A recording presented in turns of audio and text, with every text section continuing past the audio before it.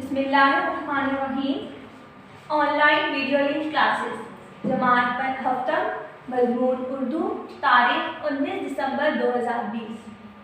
प्यारे बच्चों, अस्सलाम वालेकुम। उम्मीद है आप सब खैरियत से होंगे। सब अपनी उर्दू की वर्कबुक का पेज नंबर 49 निकालें। आज हम पढ़ेंगे चिड़िया और हाथी, जो हमने आधा चैप्टर पहले पढ़ लिया था, आधा अब हम यहाँ से पढ़ना शुरू करेंगे। ठीक है। काकड़ी उड़ी और हाथी के मुकाबले आकर बोली, मियाँ हाथी, आज जिस वक्त तुम पानी पीने निकले और घास के किते से आगे बढ़े तो घोंसलों में आबाद हमारे कई बच्चे तुमने अपने पांव तले रोन डाले। क्या तुम्हें इसका इल्म है या नहीं? हाथी बोला, मेरे जानने या ना जानने से क्या फर्क पड़ता है? काकड़ी बोली, फर्क यूँ पड़ता है कि तुमसे यह गलती अनजाने में हुई है तो आज के बाद जान लो कि हमारे हक में बड़ा जुल्म हुआ, और अगर तुमने जानते बूझते ऐसा किया है तो फिर दूसरी बात है। हाथी बोला, आहा, आखिर हुआ क्या? क़यामत तो नहीं टूट पड़ी? काकड़ी बोली, क़यामत तो नहीं टूट पड़ी, लेकिन अगर सब बड़े जानवर इसी तरह जुल्म और बदी का इर्तिकाब करने लगेंगे तो क़यामत करीब आ लगेगी। ये बात तुम खुद भी जानते और समझते हो।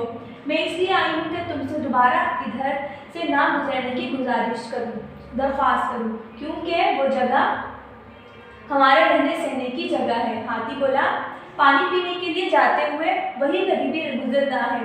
काकड़ी बोली, दुनिया बहुत बड़ी है मियाँ, किसी ऐसी जगह से गुजरा करो जहाँ दूसरों के बच्चे तुम्हारे पांव तले रौंदे ना जाए। हाथी हंकारा, रौंदे भी जाए तो क्या बुराई है? सो चिड़िया भी एक हाथी की कदर कीमत नहीं रखती।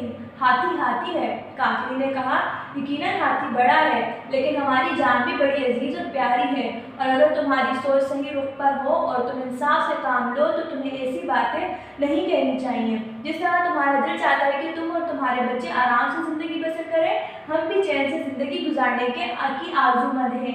क्या तुम्हें अच्छा लगेगा कोई आए तुम्हारे घर को उजाड़ दे, तुम्हारे बच्चों को दरबदर कर डाले? हाथी बोला, किसी में मुझ जैसी ताकत नहीं, मैं हाथी हूँ, जो मेरे जी आए करता हूँ। काकड़ी बोली, किसी भूल में ना रहो, क्योंकि अगर नाइंसाफ़ी होने लगे तो फिर हर किसी का जोर हर किसी पर चलने लगता है। अपने इस जिस्म पर मत भूलो, जिंदगी सिर्फ अदल और दोस्ती से सुकून पाती है। हम भी चाहे तो तुम्हें अज़ियत दे सकते हैं। किसी शायर का कौल है, दुश्मन को हकीर और बेचारा ना जान। हाथी ने कहा, लो मुझे देखो कि तुम नादान चिड़िया का जवाब देते भेड़िया, ये बेजा मदाखलत खत्म करो और जा अपनी राह ले। काकड़ी बोली, मियाँ हाथी, मुखालफत और दुश्मनी से बात आ जाते तो अच्छा था, मैंने साफ और सीधी बात की थी।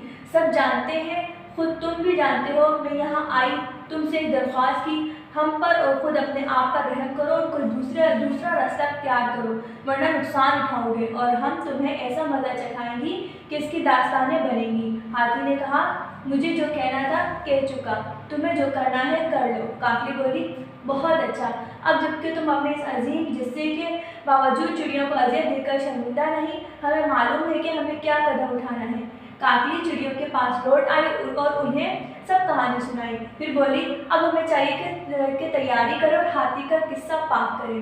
चिड़िया बोली, हाँ, हम हाथी को जज कर देंगी, इसकी खाल खींच लेंगी, लेकिन सच्ची बात तो ये है कि हमारा हाथी से क्या मुकाबला। काकड़ी बोली, क्यों नहीं, हम आहिस्ता आहिस्ता कदम ब कदम अपने मकसद की तरफ बढ़ेंगे और कामयाबी को पा लेंगी। पहला कदम तो खुद हमें उठाना होगा, दूसरे मरहले में हम मेंढकों से मदद लेंगी। चिड़िया हंसी और कहने लगी, ये तुमने मेंढकों की मदद भी खूब कही। बेचारे मेंढक जो खुद सैकड़ों की तादाद में हाथी के पाँव तले तिक्का बोटी हो जाते हैं, और हमारी क्या मदद करें, वो हमारी क्या मदद करेंगे। काकड़ी बोली, मैंने हाथी के बारे में खूब सोच विचार की है, हम यकीनन इससे उड़ने की सिक्कत नहीं रखती। 1000 चिड़ियों की ताकत भी एक हाथी के मुकाबले में कम है, लेकिन हाथी उड़ नहीं सकता और हवा में हमें कुचलने से आजिज़ है। हम सबको मिलकर उड़ना और फिर अचानक झटके की सूरत में हाथी के सर पर पुल पड़ना है। हम इस पर दाएं बाएं आगे पीछे हर जाने से हमला करेंगी, और जिससे जितना बल पड़े हाथी की आंखों में चोंच मार मार कर उन्हें जख्मी करेगा। जूं ही हाथी अंधा हुआ, बाकी काम आसान है, जब तक ये काम अंजाम ना पा जाए किसी को आराम का हक नहीं। आओ अल्लाह का नाम लेकर ये हमला शुरू करें। चिड़ियों का हमला शुरू हुआ, वो हाथी के गिर्द मंडलाने लगी, और इससे पहले कि हाथी हरकत में आता चिड़िया इसकी आंखें निकाल चुकी थी। अब हाथी को कुछ सुझाई न देता था। वो गुस्से में चारों तरफ चंघाड़ता फिरता था। चिड़िया इकट्ठी हुई और बोली, ये तो बहुत बुरा हुआ। अब हाथी गजबनाक होकर घास से भरे सारे मैदान को पामार कर देगा। काकली बोली, नहीं नहीं, हाथी को अब कुछ नजर नहीं आता। वो प्यासा भी है। अब मेंढकों से मदद लेने का वक्त आ गया है। काकली मेंढक के पास जा पहुंची और हाथी के जुर्म की तफसील से इन्हें आगाह किया। मेंढक बोले, हम खुद हाथी के हाथों बहुत परेशान हैं। काकली बोली, तो फिर हमारी मदद करें। आधा काम हम कर चुकी, बाकी आधा तुम्हारे हाथ में है। मेरी तजवीज़ पर अमल करो। मेंढकों के सरदार ने मेंढकों को यकजा होने का हुक्म दिया। मेंढक हाथी के सामने जमा हुए और इन्होंने टकराना शुरू किया। हाथी प्यासा था। इसने दिल में कहा, जहाँ मेंढक वहीं है वहाँ पानी है। चूंकि वो अंधा हो चुका था, इसलिए इसने बेसोचे समझे आगे बढ़ना शुरू कर दिया। मेंढकों ने मुझसे कोर करना शुरू कर दिया और चलते गए हत्ता कि वसी गड्ढे तक पहुंच गए, जो बहुत गहरा था और उसमें बारिश का कुछ पानी भी जमा हो गया था। मेंढक गड्ढे के चारों जानिब टरा रहे थे। हाथी भी प्यास की शिद्दत में आगे बढ़ रहा था, यहाँ तक कि वो गड्ढे के बिल्कुल किनारे पर पहुंच गया और सीधा इसमें जा गिरा। अब इसमें गड्ढे से बाहर निकलने की दिक्कत ना थी। चिड़ियों और मेंढकों ने सुख का सांस लिया। इस वक्त काकली हाथी से मुखातिब हुई, यह इसकी सजा है जिसमें इंसाफ नहीं, जो दूसरों की जान पर रहम नहीं खाता और उनको हकीर समझता है।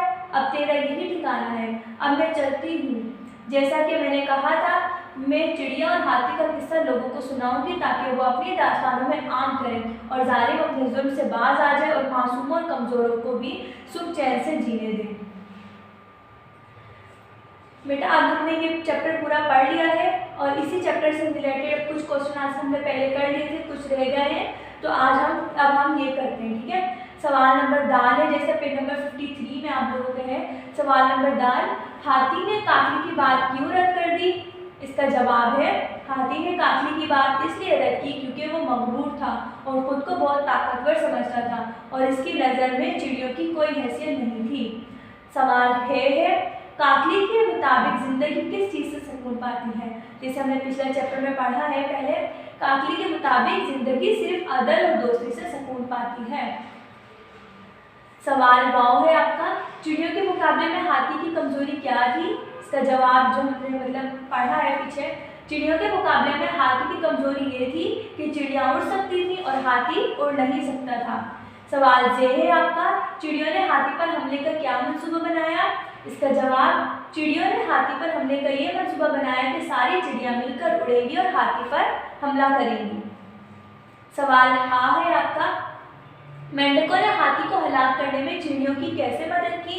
जैसे हमने पहले कहानी पढ़ ली है इसकी, तो इसका जवाब लिखते हैं, चिड़ियों ने जब हाथी की आंखें निकाल ली तो सब मेंढकों ने मिलकर हाथी के इर्द गिर्द टराना यानी कि मेंढकों की जो आवाज़ होती है टर टर, उसको कहते हैं। ठीक है, टराना शुरू कर दिया।